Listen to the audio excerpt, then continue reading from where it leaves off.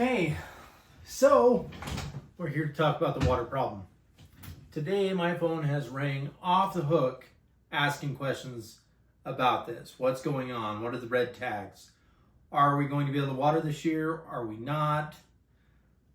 Just a lot of questions coming in, so I thought I'd give this quick video, hopefully less than 5 minutes, kind of explain where we're at as farmers up here in the Eastern Snake Plains Aquifer as groundwater users, which means we're pumping out of the ground, and maybe what we could see as possible solutions to this problem.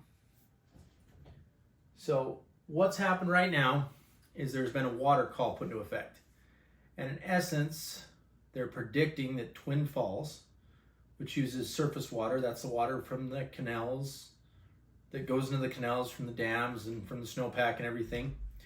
So they are predicting a shortfall of 74,100. So all of these are from the Surface Water Coalition, but as you can see as a total, there's a surplus, but Twin Falls is short. Oh, I'll be a minute, okay? I can't do it right now. So this 74,000 is why the water call came into effect and why they want us to turn off our wells. So the Surface Water Coalition group, okay, that is basically down here in the green. That is the Surface Water Coalition that's making these calls on us. And all these pink ones are groundwater or wells. So you can see there's a bunch of those around here. This is Aberdeen, Blackfoot, Idaho Falls. We personally farm right up in here. I have a little bit of both, surface water and deep wells. And so I'm on both sides of this discussion.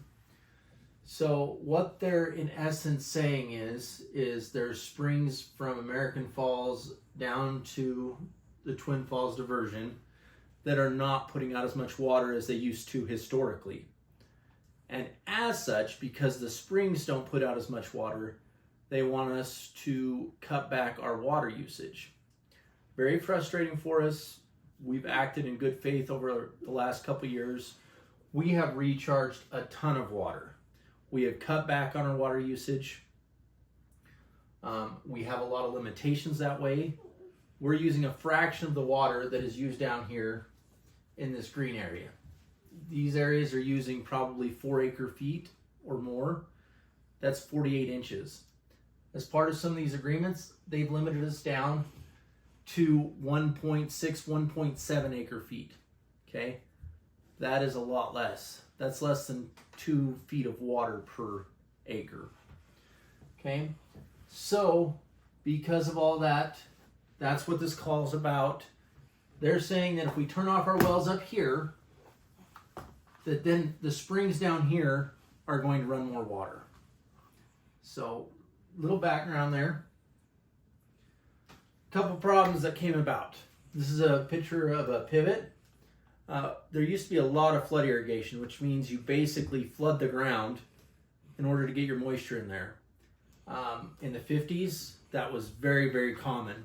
And I personally believe because of this, we could see a lot more of the aquifer recharging because our surface water, the water coming from those dams, from the snowpack, they were getting put onto the ground and it was sinking down and refilling the aquifer.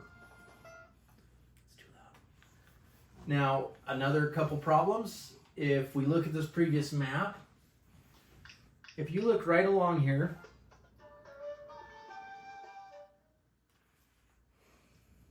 these are the springs they're worried about, and look at all these pivots that sprung up. A lot of the 1950s that are right where those springs are at. They're not very deep. I know that that has got to be grabbing some of that water that could be going to them. We had a judgment that they decided that we were connected, the deep wells with the surface water. And because of that, that's why they can make a call on us. But I'm having a hard time, as well as many of you probably are, of how turning pivots off clear up here is going to equate to more water for Twin Falls down here, and even how that's going to come down here and help these springs kick out a little bit more water. And that's a lot of the reason why we're frustrated. We have acted in a lot of good faith. We provided a lot of water. We've recharged a ton, and they're just still saying it's not enough. And we did 4 or 5 years of doing a whole lot of this, and then one bad year came up, and they wanted to throw it all out again and said, no, it can't be averages. It has to be every single year when you couldn't get the water. So we're out of options. We can't continue to meet these demands. We don't know how to increase the flow from these springs with these things getting pumped out, with surface water being stopped, and all of that. There's one other part, though, that to me is very frustrating. Okay?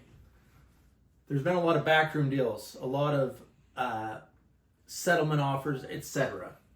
And I like to think of this as if we were just on a ditch. So Idaho has the first in time, first in right water right doctrine. That means if you have the 1905 right, you are going to get your water first and all of your water before these other water rights later on get any of their water. Okay? So in this scenario, this is the Surface Water Coalition. They've got rights, 1900s going up, but deep wells were not drilled until later. So deep wells are not going to be in that 1905 range. So what they've done, though,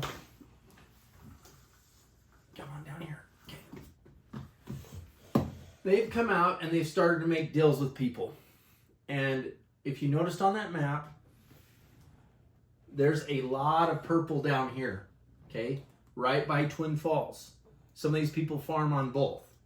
And so oftentimes what would happen is a deal would be made from here with these groups saying, okay, we'll agree with you on this, you do this for us, and we won't make a call on you. And then they continue doing that up and down, making deals all along the way. And what it's become is if you don't make a deal with them, then they're going to turn your water off. Going back to my canal scenario, in some circumstances, this water right holder is making deals with a 1987 water right holder saying, okay, if you give me this water or this money, you're good to go. I'm going to go make a call on these people, the 1960 ones. And, or even two people with the same 1960 water right might be treated differently, might have to reduce more, might have to pay more. And so on a canal, it would be like, this guy came over to this guy, pay me $10 and I won't make a call on you. They run out of water. And then this guy jumps to these guys and makes a call on them. It doesn't work. Okay? Idaho's doctrine is clear. First in time, first in right. So this person gets water first, then these two, and then this one. Okay? You can't bypass that, and that's what these deals are doing. We can't be having deals where someone with a far junior right is exempt from the call, but then the more senior rights are being called out because they didn't sign this hostage deal. And that's what it is at this point. We are being held hostage all the time. If you don't agree to give us this much more water, this much more money, whatever it may be, we will turn your water off. Over and over and over again, this has happened. And we are tired of being forced to give up our water over and over and over again. Okay? The other problem is a lot of these water districts that are a part of the Surface Water Coalition, they are not highly efficient. There's some that are, but there's plenty. There are some estimates that their systems are only 60% efficient. They're throwing water out the end, it's sinking out of the canals, and it's not being used effectively. And we have a really hard time with that. We have continued to work more and more efficiently. We're using less and less water. And here they say, no, we don't want to have to do that. We're fine. We have offered to pay to improve their systems so that their water delivery would be more efficient. They have denied that. We don't believe this is about water anymore. It's probably about control. A lot of other things, probably about money. But there is enough water in our state. If we work together, we can water all of this, but we can't be wasting water.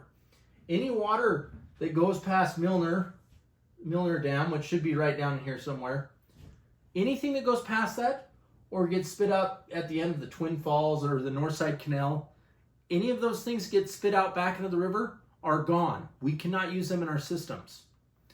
So that is why we're taking a stand. That's why we're fighting. That's why we're upset.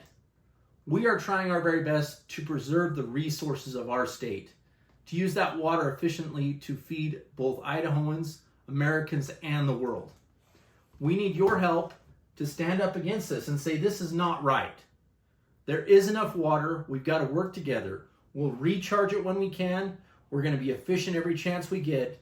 And if we can come together and work together there, instead of being petty about not wanting to fix our canals or making backroom deals with people so that you can call one person and not another, if we can get past all this, we can come up with real solutions.